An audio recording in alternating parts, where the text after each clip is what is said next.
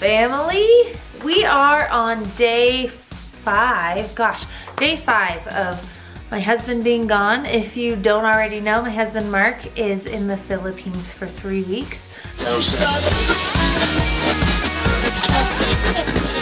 So it's just me and my 2 little girls, my 2 and 4-year-old Zoe and Gracie, which sounds like overwhelming to some moms, and then to others who have had like military lives, it's like no big deal. They're like 3 weeks, try 6 months or a year.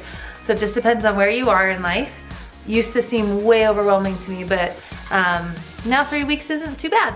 So anyways, I wanted to tell you guys my survival tips on what I'm doing to actually thrive while my husband is gone, and to also stay sane in the midst of that. So here we go, let's check it out.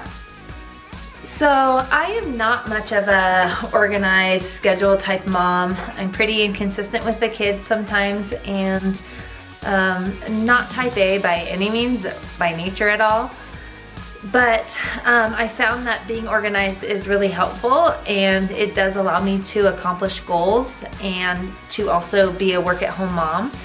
So because my husband and I work at home and are running a nonprofit, it is like absolutely crucial that I am a little bit more scheduled and try to stick to that schedule. I get migraines often, so I have to be really flexible, but I'm getting there, and I am able to accomplish a lot more because of that. I've scheduled out some goals that I would like to accomplish, some DIY projects that I'd like to do around the house, because I do like crafting and creating, so it kind of gives life to me. And also our house is still a little bare in some spaces, so I want to create some beautiful spaces in my home while Mark is gone. I've also added into the schedule some play dates. I have some kids swap days coming up that my friend and I are swapping, so that we can each get a few hours in to get some work done. I am a part of a MOPS group, which is moms of preschoolers, and I get like a 2.5 hour break every other week from my kids, which is amazing, and I get to hang out with other moms. So that is huge and crucial. I need that time and that space away to bring back just some sanity. Yeah, some life back into me. It gives me energy.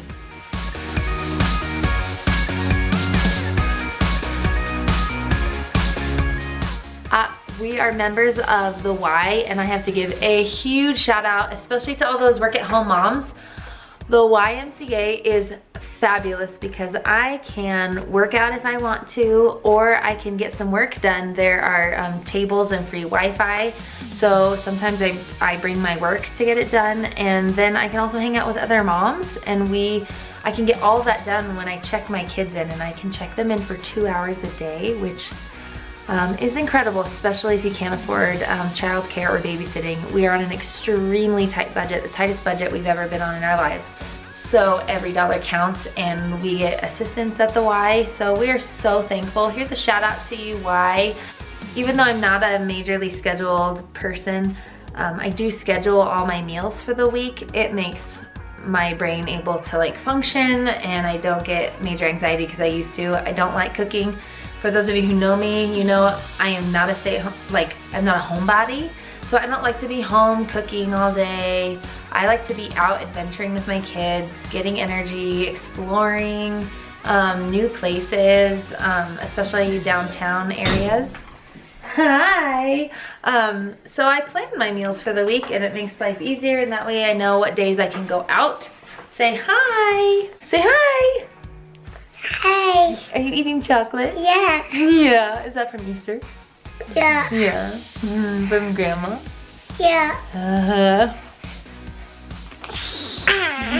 So I heavily rely on my crock pot throughout the week, because that way we can go out and about throughout the day and then come home and our meal is ready. And I also stick to really simple meals. Sometimes we literally just have a baked sweet potato with some butter on it. It's nutritious, fast, and my kids love it. So it's a win-win for us. We are winning as a mom.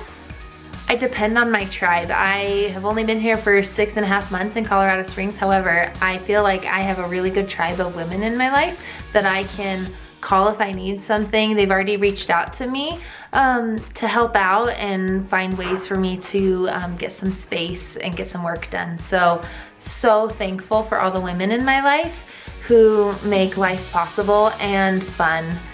Lastly, I mentally just give myself grace because I know that it's not gonna be easy. I know that I have to be well rested and just prepared for what the day may have. So I definitely leave room for the fact that things may not go the way that they're planned. And I loosen up a lot actually since Mark isn't here because I know it's all on me, which is weird. I need to be like that all the time, but it definitely works for me while he's gone. So grace is huge in my life. There are 15 days left until Mark comes back. So I am so thankful that I do schedule things, that I have plans, that I have goals set because it makes it fun. And actually I feel like there's like too much to do and not enough time. So I feel like that's a good thing. And I leave space knowing that I'm not gonna get it all done and that I'm not Superwoman and that I need people in my life. So here is to 15 more days. I will give you guys another update later on in the time that he's gone. So in the meantime, remember to do justice, love mercy, and to walk humbly. Bye.